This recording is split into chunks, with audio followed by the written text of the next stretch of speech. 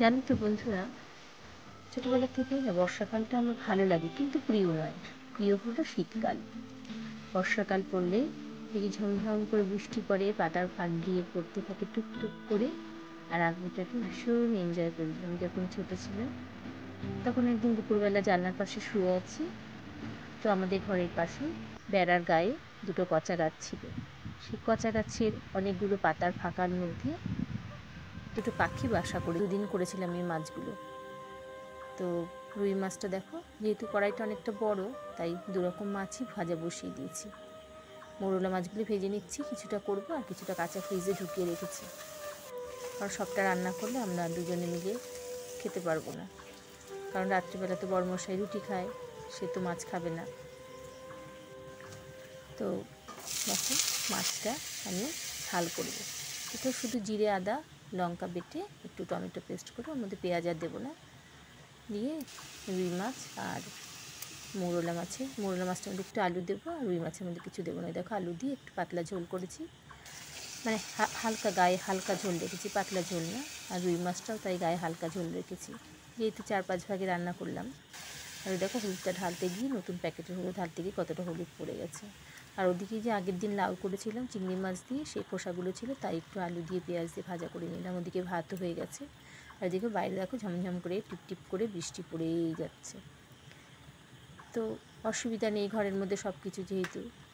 তো রান্নাবান্না করে সমস্ত কাজ গুছিয়ে নিলাম। দেখো, বাসনগুলো মেজে নিচ্ছি। তো সব দিন তো মানে শরীরটা সে দুদিন ভালো ছিল না বলে ঠিকমতো রান্না করতে পারিনি, তাই আজকে অনেক কিছুই রান্না হয়ে গেল।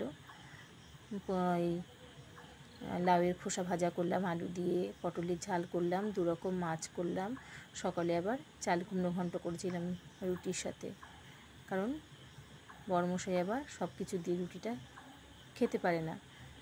কিছু বলে না, যদি তরকারি করতে নাও পারি তবু কিছু বলবে না, কিন্তু আমারই কেমন যেন দিতে লাগে সব সময়। কোনো সময় হয়তো কিছু তরকারি করলাম না, হয়তো একটু চা করে খেয়ে নিল, বা আচার থাকে, বা অনেক সময় কলা থাকে, বা দুধ থাকে, সেই ওটা দিয়ে খেয়ে নেয়। কিন্তু সবজিটা যেহেতু আমাদের তো অনেকটা পরিমাণে সবজি আছে বাড়িতে, তাই সবজিটা না করলে সবজিগুলো নষ্টও হয়, তাই চেষ্টা করি সব সময় করে দেবার। কিন্তু ওই যে 2.5 জন মানুষ, ছেলে তো সব রকম সবজি খায় না, তাই কোনো একটু রান্না বেশি করলেই সেইগুলো আবার পরের দিন থেকে যায়। বাসিটা খেতে ঠিক ভালো লাগে না, চাই না বাসিটা খেতে, কিন্তু বাধ্য হয়ে অনেক সময় খেতে হয়, ফ্রিজে ঢুকিয়ে রেখে পরের দিন গরম করে খেতে হয়। যাই হোক, দেখো, তোমাদের সাথে কথা বলতে বলতে রান্না আমার হয়ে গেছে। তো বাসনগুলো মেজে নিলাম, মেজে নিয়ে গ্যাস ওভেন টোভেন ভালো করে মুছে পরিষ্কার করে নিচ্ছি। পরিষ্কার করে নিয়ে তারপরে চলে যাব চান করতে। তো সমস্ত কিছু দেখো, বাসন ধুয়ে সব গুছিয়ে গ্যাস মুছে প্রথমে ভালো করে ওই সিলভার বাইটটা দিয়ে, স্কচ ব্রাইটটা দিয়ে ভালো করে মেজে নিয়ে গ্যাসটা, তারপরে আবার ভেজা ন্যাকড়া দিয়ে, শুকনো ন্যাকড়া দিয়ে ভালো করে মুছে নিলাম। নাহলে না, ভালো করে মুছে না নিলে না, ওই গ্যাসের গায়ে কেমন দাগ দাগ হয়ে যায়, আর কেমন ভেজা অবস্থাতেই দাগ, শুকনো ন্যাকড়া দিয়ে না মুছে নিলে কেমন দাগ দাগ হয়ে যায়, বাজে লাগে দেখতে। তারপরে দেখো, দুপুরের খাবার নিয়ে, চান করে পুজো দিয়ে দুপুরের খাবার নিয়ে চলে আসলাম। এই দেখো, চাল কুমড়ো ঘন্ট করেছিলাম সকালে, তো ছেলেকে একটু দেবো, সেই জন্য বার করেছি, আর বাকিটা রেখে দেবো, রাতে রুটি দিয়ে খাবে। আর এই যে পটলের ঝাল করেছি, এদিকে ওই রুই মাছটা হালকা করে একটু গায়ে ঝোল রেখেছি, আর এদিকে দেখো, এই যে মোরলা মাছ আলু দিয়ে করেছি, লাউয়ের খোসা ভাজা করেছি, আর ওদিকে ছেলের জন্য ডিম রান্না করেছি।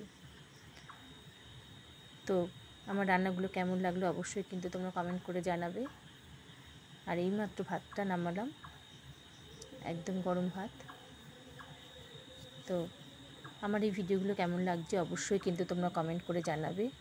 ভালো লাগলে অবশ্যই লাইক কমেন্ট শেয়ার করো, মিষ্টি করে একটা কমেন্ট করে যেও। তারপর দেখো, চলে আসলাম দুপুরবেলা। তো ছেলের অ্যামাজনে একটা ও এই টি শার্ট অর্ডার করেছিল, সেটা আসলো, তো সেটা পরে দেখাচ্ছে। আমি বললাম পর দেখি কেমন লাগে। ওর এটা পছন্দ হয়েছে, ফুলহাতা। ওর ফুলহাতাই বেশি পছন্দ, হাফ হাতা খুব কমই পরে।